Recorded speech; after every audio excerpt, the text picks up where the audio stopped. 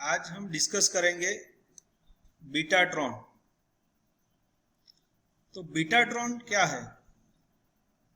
आगे के लेक्चर में हमने साइक्लोट्रॉन के बारे में डिस्कस किया था। तो साइक्लोट्रॉन का ड्रॉबैक क्या है, डिसएडवांटेज क्या है? तो ये डिसएडवांटेज है कि वो पॉजिटिवली चार्ज पार्टिकल जो है उसको एक्सेलरेट करवा सकता है, पर नेगेटिवली चार्ज पार्टिकल यानी इलेक्ट्रॉन जो है उसको एक्सेलरेट नहीं करवा सकता। उसका मीनिंग क्या है कि इलेक्ट्रॉन जो है वो रिलेटिविस्टिक पार्टिकल है जिसकी स्पीड जो है of the order of 3 × 10⁸ metre पर सेकेंड है। इसको रिलेटिविस्टिक पार्टिकल बोलते हैं। तो रिलेटिविस्टिक पार्टिकल जो है due to smaller mass, electron having a smaller mass, उसका जो है due to relativistic mass m = m0 / √1 - v²/c², जो फॉर्मूला है उसके अकॉर्डिंगली उसका मास जो है वो स्पीड बढ़ता है तो मास बढ़ जाता है। तो इसलिए वो पार्टिकल ज़्यादा एक्सेलरेट नहीं करवा सकते हैं, इसलिए उसके लिए स्पेशली डिज़ाइन किया हुआ है बीटाट्रॉन। तो बीटाट्रॉन, बीटा यानी इलेक्ट्रॉन जो है बीटा पार्टिकल को एक्सेलरेट करवाने के लिए ये डिवाइस जो है बना है। तो बीटाट्रॉन इज अ डिवाइस, कोई भी एक्सेलरेटर एक्सट्रीमली हाई स्पीड से एक्सेलरेट करवाता है। स्पीड हाई होगा यानी उसका एनर्जी इक्वल टू 1/2 mv² से उसकी एनर्जी भी हाई होगी। तो सेम वे यहाँ पे बीटाट्रॉन जो है वो एक डिवाइस है, वो speeding up electron to extremely high energy with the help of expending magnetic field. यहाँ पे अल्टरनेटिंग मैग्नेटिक फील्ड अप्लाई किया है, और ये अल्टरनेटिंग मैग्नेटिक फील्ड यानी with respect to time magnetic field जो है वो चेंज होता रहता है। It was constructed in 1941 by D.W. Kerst, वो साइंटिस्ट ने डेवलप किया है। ये बीटाट्रॉन मशीन जो है कैसे डेवलप हुआ with the scientist crust. The electrons cyclotron से कैसे अलग है? तो इलेक्ट्रॉन्स जो है यहाँ पे, वहां पे साइक्लोट्रॉन में हमने कांस्टेंट मैग्नेटिक फील्ड अप्लाई किया था, डीसी मैग्नेटिक, यहाँ पे अल्टरनेटिंग मैग्नेटिक फील्ड हमने अप्लाई किया है। और यहाँ पे वहां पे ऑर्बिट जो है वो पूरा चेंज हो रहा था। इलेक्ट्रॉन जो है वो पॉजिटिव आयन जो थे वो स्पाइरल मोशन कर रहे थे, यहाँ पे कांस्टेंट रेडियस में घूमेगी। ये दोनों डिफरेंस है साइक्लोट्रॉन और बीटाट्रॉन के अंदर। यहाँ पे डिफरेंट टाइप्स ऑफ बीटाट्रॉन जो है उसके हमें देखना नहीं है यहाँ पे। हाँ, यहाँ पे ये जो है कांस्टेंट रेडियस पे ये इलेक्ट्रॉन जो है वो रिवॉल्व कर रहा है कांस्टेंट रेडियस पे। यहाँ पे साइक्लोट्रॉन में जैसे स्पाइरल मोशन होता था, रेडियस बढ़ता जा रहा था, ऐसा नहीं है। यहाँ पे एक कांस्टेंट रेडियस में जो है इलेक्ट्रॉन वो रिवॉल्व करता है। और इलेक्ट्रॉन कहाँ पे इंजेक्ट करता है? तो एक गन सोर्स आता है, इलेक्ट्रॉन गन। इलेक्ट्रॉन गन के अंदर जो है वो एक फिलामेंट होता है और वहां से इलेक्ट्रॉन इजेक्ट करते हैं और इस ये सर्कल में मूव करते हैं। तो बीटाट्रॉन का कंस्ट्रक्शन देखते हैं। Betatron consist of highly evacuated angular tube denoted as donut chamber. Donut એટલે આપણે उसको हम क्या बोल सकते हैं, मूंगफली जैसा उसका चैम्बर है। और ये चैम्बर ये जो चैम्बर है उसको हम दो पोल्स ऑफ इलेक्ट्रोमैग्नेट उसके बीच में हम उसको रखते हैं। तो यहाँ पे आगे डायग्राम में आप देखोगे ये जो है डोनट शेप का जो है ये एक चैम्बर है, और उसके ऊपर और नीचे परपेंडिकुलर मैग्नेटिक फील्ड यहाँ पे हमें अप्लाई करना है। तो ये डोनट शेप जो है वो पूरा अंदर से वैक्यूम है और उसके अंदर हमें इलेक्ट्रॉन को रिवॉल्व करना है। ठीक है, तो इलेक्ट्रॉन जो है वो इसके अंदर हम रिवॉल्व करेंगे, और वो जो है रिवॉल्व करने के बाद वो टारगेट पे हम कोलाइड करते हैं। तो ये बीटाट्रॉन मशीन के बारे में हम वापस देख लेते हैं। Betatron consist of highly evacuated angular tube denoted as donut chamber. The chamber is placed between two poles of electromagnet. यहाँ पे फ्रीक्वेंसी जो है 60 to 180 hertz. Electrons are produced by electron gun. Electron कहाँ से आएंगे? वो उसमें inject करेंगे तो वो इलेक्ट्रॉन जो है वो कहाँ से मिलेंगे, तो इलेक्ट्रॉन गन में से आपको इलेक्ट्रॉन जो है यहाँ पे, और उसको हमें डोनट शेप का जो चैम्बर था यहाँ पे उसके अंदर इजेक्ट, तो इलेक्ट्रॉन गन इसके साथ अटैच है और उसके अंदर से electron gun is made up of tungsten filament and when you are applied the voltage then electrons are emitted from the electron gun के अंदर एक फिलामेंट टंगस्टन फिलामेंट ही होता है और उसको गर्म करने के बाद उसमें से इलेक्ट्रॉन निकलते हैं और ये जो है उसके अंदर इलेक्ट्रॉन ट्रैवल पर उसको परपेंडिकुलर मैग्नेटिक फील्ड हमने दिया है। तो यहाँ पे इलेक्ट्रॉन जो है उसके ऊपर ये अल्टरनेटिंग मैग्नेटिक फील्ड है वो हम अप्लाई करेंगे। तो अल्टरनेटिंग मैग्नेटिक फील्ड क्या करता है, तो अल्टरनेटिंग उसका प्रिंसिपल क्या है उसके बारे में डिस्कस करते हैं।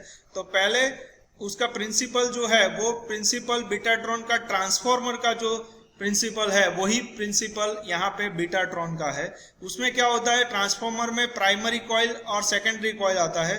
प्राइमरी कॉइल जो है उसमें हम करंट अप्लाई करते हैं तो वो due to magnetic induction, electromagnetic induction जो है वो क्या होता है, तो प्राइमरी कॉइल में करंट पास करेंगे तो वो क्या करेगा, कोई भी वायर में से करंट पास करेंगे तो मैग्नेटिक फील्ड वो प्रोड्यूस करेगा।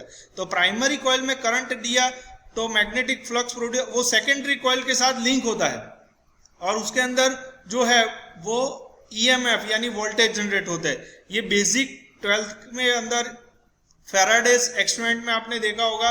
फैराडे, जिसको नहीं पता चल रहा है वो फैराडे का एक्सपेरिमेंट देख ले कि दो कॉइल सामने है, ये प्राइमरी कॉइल और सेकेंडरी कॉइल। प्राइमरी कॉइल में करंट पास करेंगे तो सेकेंडरी कॉइल में करंट इंड्यूस होगा क्योंकि इसका फ्लक्स, मैग्नेटिक फ्लक्स दूसरी कॉइल के साथ लिंक होता है, वहां पे भी electricity generate without giving battery वहां पे इंड्यूस कर सकते हैं। एक बैटरी में करंट पास करने से, एक कॉइल में करंट पास करने से बाजू में दूसरी कॉइल है तो उसमें हम पर एक चीज आपको ध्यान में कि करंट जो पास करेंगे वो अल्टरनेटिंग करंट होना चाहिए, यानी करंट कंटिन्यूअस चेंज होना चाहिए तो ही दूसरी कॉइल में करंट इंड्यूस होगा। आप डीसी करंट अप्लाई करोगे तो नहीं होगा, अल्टरनेटिंग करंट अप्लाई, क्योंकि अल्टरनेटिंग करंट से अल्टरनेटिंग चेंजिंग फ्लक्स प्रोड्यूस होगा और चेंजिंग फ्लक्स की वजह से दूसरी कॉइल में जो है वो आपका करंट इंड्यूस होगा। तो यहाँ पे दूसरी कॉइल जो सेकेंडरी कॉइल होती है उसको हम रिप्लेस करते हैं डोनट शेप चैम्बर के साथ, वैक्यूम चैम्बर के साथ, और वहां पे हम क्या करेंगे, इलेक्ट्रॉन को इजेक्ट करेंगे और ये इलेक्ट्रॉन जो है वो उस पे ऊपर दो फोर्स लगेंगे क्योंकि अल्टरनेटिंग मैग्नेटिक फील्ड क्या प्रोड्यूस करता है, changing magnetic field changing flux produce करता है और चेंजिंग फ्लक्स d∅dt, उसकी वजह से हमें ईएमएफ यानी वोल्टेज मिलता है। तो ये वोल्टेज क्या करता है, इलेक्ट्रॉन को घुमाने में उसको एडिशनल एनर्जी प्रोवाइड करता है। तो इलेक्ट्रोमोटिव फोर्स जो होता है वो इलेक्ट्रॉन को क्या करता है, एडिशनल एनर्जी प्रोवाइड करता है।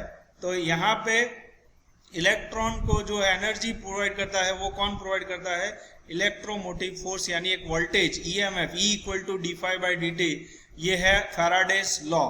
तो फैराड फ्लक्स में चेंज करने से हमें ईएमएफ इंड्यूस होता है, वोल्टेज जनरेट हो, फोर्स भले नाम लिखा है पर वोल्टेज, ईएमएफ यानी voltage is produce in the electron orbit by changing the flux give additional, यानी ये जो ऑर्बिट में जो इलेक्ट्रॉन घूम रहा था उसको एडिशनल एनर्जी यानी ज्यादा एनर्जी देगा। दूसरा फोर्स ये लग रहा है कि रेडियल फोर्स, क्योंकि सर्कुलर मोशन कर रहा है, हमने उसको परपेंडिकुलर मैग्नेटिक फील्ड दिया है, इलेक्ट्रॉन को परपेंडिकुलर मैग्नेटिक फील्ड देंगे तो Lorentz force F = QE × B, ये हमने 12th में पढ़ा है कि सर्कुलर मोशन कब करता है ये, क्योंकि हमने परपेंडिकुलर मैग्नेटिक फील्ड दिया है। Perpendicular magnetic field velocity, electron circle में घूम रहा है यानी वेलोसिटी टेंजेंट की डायरेक्शन में होगी और परपेंडिकुलर मैग्नेटिक फील्ड है इसलिए उसके ऊपर जो फोर्स लगेगा रेडियल फोर्स वो टुवर्ड्स द सेंटर लगेगा, सेंटर, और ये जो मैग्नेटिक फोर्स है दैट इज QEB। तो वो सर्कुलर ऑर्बिट में घुमाने में काम करता है और फास्ट घुमाने का काम कौन करता है, ये इलेक्ट्रोमोटिव फोर्स। तो there are two forces are there, first is Lorentz force and another is electromotive force. There are two forces are acting. Electromotive force जो है वो E = -d∅dt, वोल्टेज E यानी EMF यानी वोल्टेज E = -d∅ dt, और यहाँ पे F = QV × B। तो यहाँ पे हम आगे देखेंगे कि ये ये इलेक्ट्रॉन पे दो फोर्स लग रहा है, उसकी बात करेंगे। तो इलेक्ट्रॉन जो है वो बहुत सारे रिवॉल्यूशन करेंगे और बाद में वो टारगेट पे इंसिडेंस करेंगे। तो हम देखते हैं यहाँ पे, ये देखो यहाँ पे ये EMF, induce EMF E equal to minus d∅/dt magnetic flux है यहाँ पे। तो इलेक्ट्रॉन जब सर्कुलर मोशन में घूम रहा है, electron circular orbit of radius magnetic field में है, तो मैग्नेटिक फील्ड में होगा तो चेंजिंग मैग्नेटिक फील्ड में ये फोर्स लगेगा, ये ईएमएफ लगेगा। तो EMF is equal to minus D by, ये 12th में आ चुका है, और ये फ्लक्स है मैग्नेटिक फ्लक्स। मैग्नेटिक फ्लक्स में चेंज यानी d∅/dt उसको बोलते हैं। तो d∅/dt से ईएमएफ मिलता है, और ईएमएफ इंटू चार्ज करेंगे तो हमें work done is equal to charge into potential, potential यानी ईएमएफ जो दोनों का मल्टीप्लीकेशन करेंगे तो वर्क डन ये मिलेगा।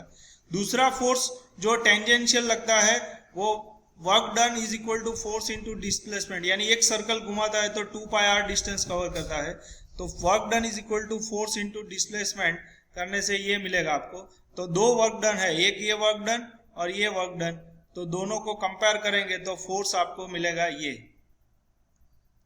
ठीक है। तो ये कंडीशन जो है उसमें से फोर्स मिल गया। तो ये आपका जब फर्स्ट कंडीशन मैंने बताया था आपको कि यहाँ पे दो टाइप के फोर्स लग रहा है, ये वाला फोर्स जो है, ये फोर्स इलेक्ट्रोमोटिव फोर्स, उसकी वजह से जो फोर्स की वैल्यू मिली वो आपको ये मिलेगी, ये वाली इलेक्ट्रोमैग्नेटिक। और दूसरा फोर्स सर्कुलर मोशन कर रहा है तो वहां पे लॉरेंट्ज फोर्स आएगा, अभी उसकी बात करेंगे। तो लॉरेंट्ज फोर्स जब लगता है इलेक्ट्रॉन पे, दो टाइप के फोर्स है, एक इलेक्ट्रोमैग्नेटिक फोर्स और दूसरा जो है वो आपका यहाँ पे लॉरेंट्ज फोर्स। तो लॉरेंट्ज फोर्स में q v cross B, q यानी इलेक्ट्रॉन है इसलिए क्यू इलेक्ट्रॉन का चार्ज आएगा, और mv²/r उस पे से हमें मोमेंटम मिलेगा mv, एक v² है यहाँ पे v है तो mv इक्वल टू BER, और mv यानी momentum p equal to BER। तो F is equal to according to Newton's law F equal to dp/dt। तो P की जो वैल्यू है ये मोमेंटम mv यानी P की वैल्यू रख दो तो आपका ये फोर्स मिलेगा। तो यहाँ पे एक इक्वेशन फोर्स का मिला अकॉर्डिंग टू लॉरेंट्ज फोर्स मिला है, और दूसरा इलेक्ट्रोमोटिव फोर्स से जो मिला है ये वाला मिला है। दो इक्वेशन ध्यान में रखो, एक F इक्वल टू दिस और जो है F इक्वल टू ये, दोनों को कंपेयर करो। यहाँ पे दोनों को कंपेयर किया है, और कंपेयर करने के बाद आपको एक साइड d∅/dt मिलेगा और ये E इंटू 2πr नीचे ले जाओ तो आपको ये मिलेगा। तो यहाँ पे R2 नहीं है, R² है, समझ लेना। तो दोनों को इंटीग्रेट करोगे तो dB/dt का इंटीग्रेशन b होता है और d∅/dt का phi होता है। तो ये जो है बीटाट्रॉन कंडीशन है, phi b is equal to 2πr²b, ये बीटाट्रॉन कंडीशन है। तो ये आपका बीटाट्रॉन जो है ये यहाँ पे खत्म होता है। ये बीटाट्रॉन कंडीशन सेटिस्फाइड होगा तो आपका जो इलेक्ट्रॉन है वो सर्कुलर मोशन जो है वो करता रहेगा कांस्टेंट रेडियस। तो साइक्लोट्रॉन से ये डिफर है इसलिए क्योंकि यहाँ पे एक ही रेडियस में घूम रहा है। दूसरा कि यहाँ पे जो है वो इलेक्ट्रॉन जो है उस पे डीसी मैग्नेटिक फील्ड नहीं दिया है, अल्टरनेटिंग मैग्नेटिक फील्ड दिया है। तो इसके रिलेटेड जो है ये थियरी आपका यहाँ पे खत्म होता है। Okay, thank you.